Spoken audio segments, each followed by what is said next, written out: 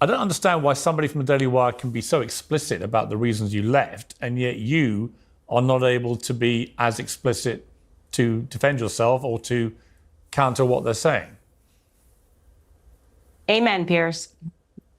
Amen. I think that is probably a question that was on a lot of people's minds. And, what can I say other than what was it that Kanye was saying about contracts? Candace Owens is the gift that keeps on giving content-wise when it comes to this Candace Owens versus the Daily Wire situation. As you know, Candace Owens recently went on Piers Morgan Uncensored and absolutely dropped some bombshells on the Daily Wire, on Ben Shapiro, and revealed everything about why she was actually fired from the Daily Wire. Let's check out these clips here from the Piers Morgan Uncensored episode where Piers Morgan tries to press Candace Owens on why she was fired from the Daily Wire, tries to, have some gotcha moments on Candace Owens, and Candace just absolutely shuts down Piers Morgan. Let's check this out. Propaganda when he invaded Ukraine, and I called Putin the new Hitler. You said you're such a toddler, Piers, just way too old to be seriously entering in a literally Hitler analysis. Keep yourself contained to mean tweets about Meghan and Harry while the adults discuss foreign affairs, NATO, and Western hegemony. In March the same year, you wrote with a picture of Finding Freedom, the most historical thing Piers Morgan has ever read. In January 2022, you said, I find Piers Morgan to be morally inconsistent, which breeds intellectual dishonesty. I welcome a public discussion with him about systemic racism, a topic with which he's impassioned, although apparently not impassioned enough to speak with me about it. Why do you suppose that is? You added, we're all on the edge of our seat waiting for an answer here, Piers Morgan. Well, okay. You should do that more often. I like when you read mean tweets about Piers Morgan. That was great. I salute you for that. That was wonderful. Exactly. And the truth is, I actually do want to give you a platform, and I have no problem with that. I would obviously contest much of your characterization of me in some of those mean tweets, but that's fine. We can move on because there's a much more interesting story, I think, involving you, which has played out in the last few months, which everybody knows about. So let's just talk about that. Why did you leave the Daily Wire? Well, unfortunately, I can't talk about the specific reasons that I left the Daily Wire, but what I can do is respond to whatever reasons were given to the public. And obviously, no sooner did we agree to leave than Andrew Klavan of the Daily Wire did an entire episode stating that the reasons that I was leaving was because I was anti-Semitic and I was engaging in a type of anti-Semitism that was hard to pin down.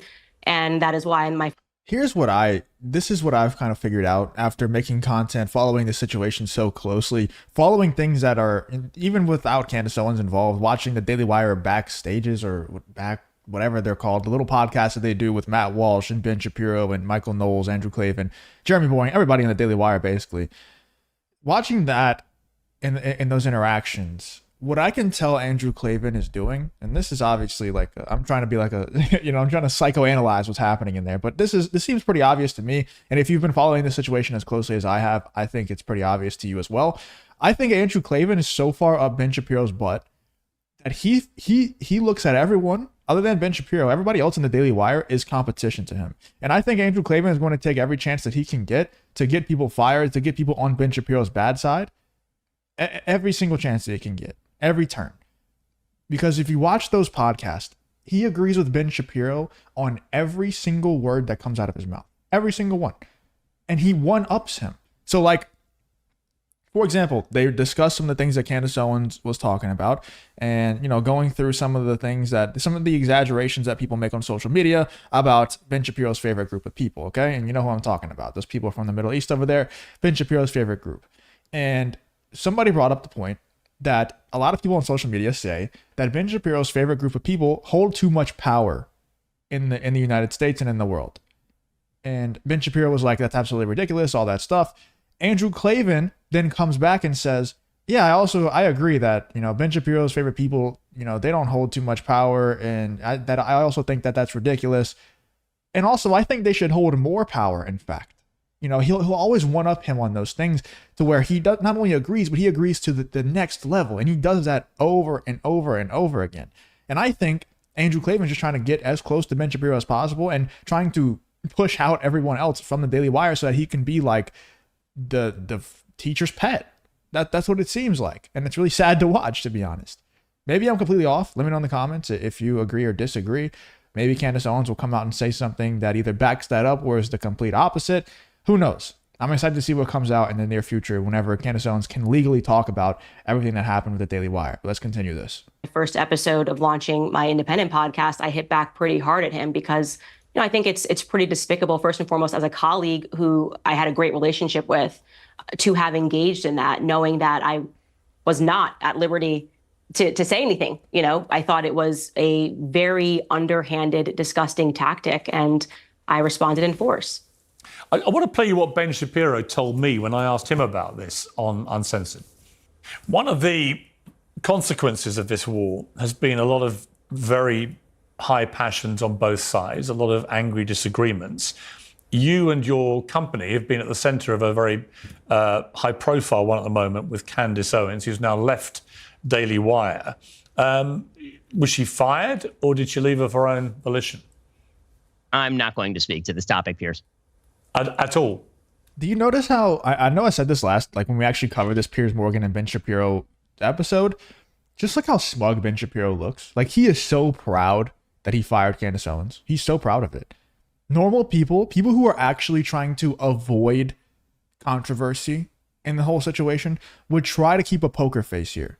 And they would just be professional about it and say, I'm not going to be talking about Candace Owens firing, or I guess Candace Owens departing from the Daily Wire on here, Piers. Sorry. But instead, he has that smile on his face as soon as it's brought up. As soon as Candace Owens getting fired is brought up, he starts smiling. And he has a smug look on his face. Like, yeah, like he's basically letting everyone know, yeah, I fired Candace Owens and there's nothing you can do about it. At all. The only thing I will say is what I've said all along with regard to Candace or with regard to any of our other hosts. I am not in hiring and firing position with the Daily Wire. I'm a co-founder of the Daily Wire. I'm a co-owner of the Daily Wire. I'm not actually in management. And as far as the free speech situation, what I will say is that no company has the obligation to literally pay anyone. The Daily Wire is a publisher. It is not a platform. Do you agree with that, Candace? I will say I agree with that. Thanks for asking, Piers. But I think I agree with that. Yeah, I think no publisher has the, they don't have to publish anything that they don't want to, for sure. The irony in that is, I don't know if Ben Shapiro has ever come out. I'm sure he has. I'm sure. I don't have the receipts on me, but I am sure that he has in the past. I know Matt Walsh has. I know other members of the Daily Wire have come out and criticized YouTube for what they allow and don't allow on the platform, which is ironic because YouTube is a publisher. They're not obligated to allow any and everything on their platform. They are just not. I know that gets people emotional, it gets people riled up, that gets people pissed off, but it's the truth. They are a publisher. And Ben Shapiro is saying that Daily Wire is a publisher. We're not obligated to platform anyone on the Daily Wire. And it's true. But then you go and criticize another publisher for what they can and can't publish and claim free speech. Whenever free speech is used against you, you use the excuse that YouTube uses. Do you see how none of these situations are different? How they're all the same? The companies who exist for simply generating revenue always go into the same cycles. They always do it. They always use the same excuses. And the people and companies and media outlets and things like that are actually in it for the right reasons, they operate a little bit differently. Daily Wire is just here to generate revenue. They don't care about betterment of society, of the Western world, of the United States. They don't care about any of those things, except for that one country in the Middle East. Agree with which part? Well, okay, any of it. Well, I think that it's interesting, and I'd love to sit down with and debate Ben Shapiro on a number of topics, particularly cancel culture, because I know that he's made some comments in the past that he believes that publishers, platforms should allow people to have different ideas. And so those particular comments to me sound in contrast to what he has said in the past, but I can't speak on behalf of him, obviously. I personally believe that media companies are healthier when you allow people to have different opinions and allow people to debate those opinions. Personally, I love to see a debate between two people. And so I can only tell you what my perspective is and can't really. If you enjoy content like this, then make sure you subscribe to the channel and turn on the notification bell. It really does help me out a ton. Let's get back to the video. Speak for him. I mean, he made the point at the end there that any company, any private company, when it comes to free speech, is not compelled to pay people to work for them. I mean, would you accept that as a principle? Well, what I would say again is that it just kind of runs into what is wrong. I guess the question you could ask is, what is wrong if CNN fires somebody for having a different opinion? What then is wrong if Fox News fires somebody for having a different opinion? Your answer would have to be that it's not wrong and that companies are at will to curate whatever belief system that they want and to not allow free speech. So, you know. Out of interest, is it true that you signed an NDA and that's why you can't really talk about this in detail? I cannot speak in detail about any of that stuff. You can't even confirm whether you've had an NDA? I am not free to speak about any topic pertaining to contracts signed or not signed. And so...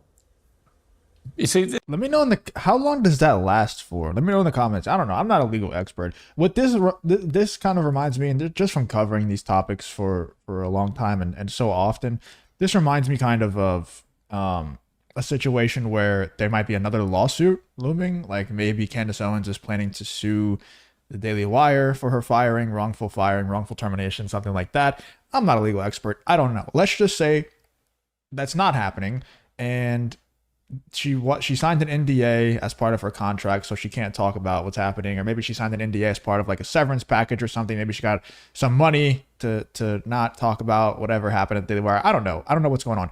How long would this normally last for? Like, how long would it be until Candace Owens can speak about this? Would this be 6 months? Would this be 6 years? Could this be forever? Let me know in the comments. Like, I truly don't know. So let me know in the comments what is normal for these types of situations. This is where it gets interesting. Because I know, like with the guy who got fired from Steven Crowder or whatever, he might have left on his own. I'm not sure, but he couldn't talk for like 5 years or something, and I think he still broke NDA whenever he did speak 5 years later. So I don't know. Interesting for me because you referenced Andrew Klavan from the Daily Wire.